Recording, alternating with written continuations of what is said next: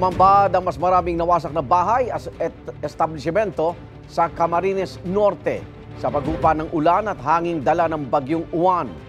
80 barangay pa sa probinsyang isolated o hindi pa makontak.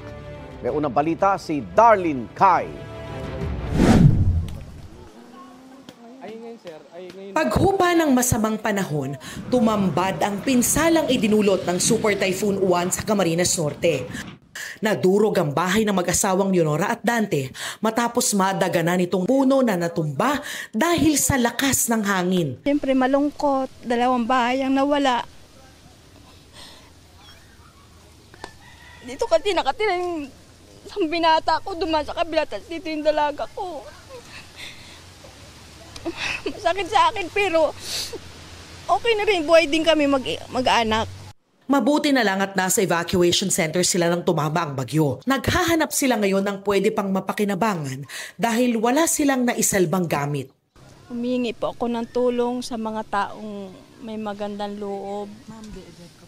May magandang loob po, tulungan nyo naman po kami. Kahit maliit lang po na bahay para sa anak ko. Si June, isa-isang pinulot ang mga yerong natuklap mula sa bubong ng pinagtatrabahuhang talyer. Yun nga lang, hindi rin naman talaga basta-basta mga kapag-operate, gawa ng walang kuryente. Ang pamumuhay kasi namin, umaasa kami sa kuryente. Wala pa rin kuryente sa buong probinsya ng Camarines Norte. Sa gitna ng brownout, isang laundry shop ang naghandog ng libreng charging sa mga residente. Sa bayan naman ng Mercedes, nilipad ang halos kalahati ng bubong ng covered court ng Evacuation and Convention Center ng bayan. Wasak din ang bangka ng ilang mangingisda.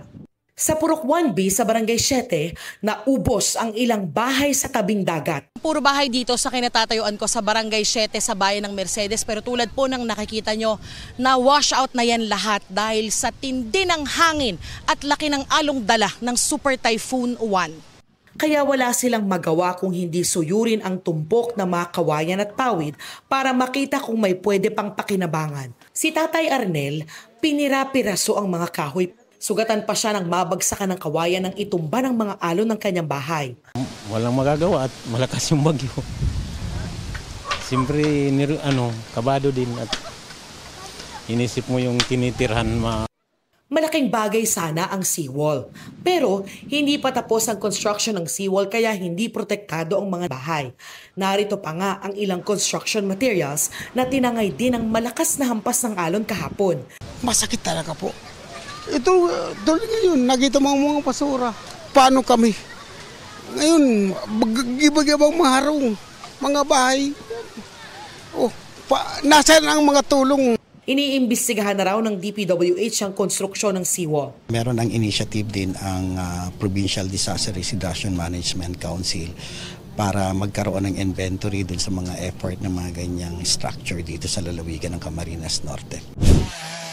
Abala ang mga otoridad ngayon sa clearing operations para madaanan na ang mga kalsada. Pero bagsak pa rin ang linya ng komunikasyon sa maraming lugar. 80 bahay pa sa probinsya ang isolated o hindi pa makontak at maabot ng tulong sa ngayon. Yung clearing team natin para kung meron mang mapabilis natin yung access ng mga resources natin. May mga commitment naman ang pag-airlift ng mga mga food items natin para dito sa mga isolated areas dito sa Camarines Norte. Tuloy din ang relief operations ng iba't ibang ahensya ng gobyerno. Yan ang unang balita sa Camarines Norte. Darlene Kai para sa GMA Integrated News. Igan, mauna ka sa mga balita, mag-subscribe na sa GMA Integrated News sa YouTube para sa iba't ibang ulat sa ating bansa.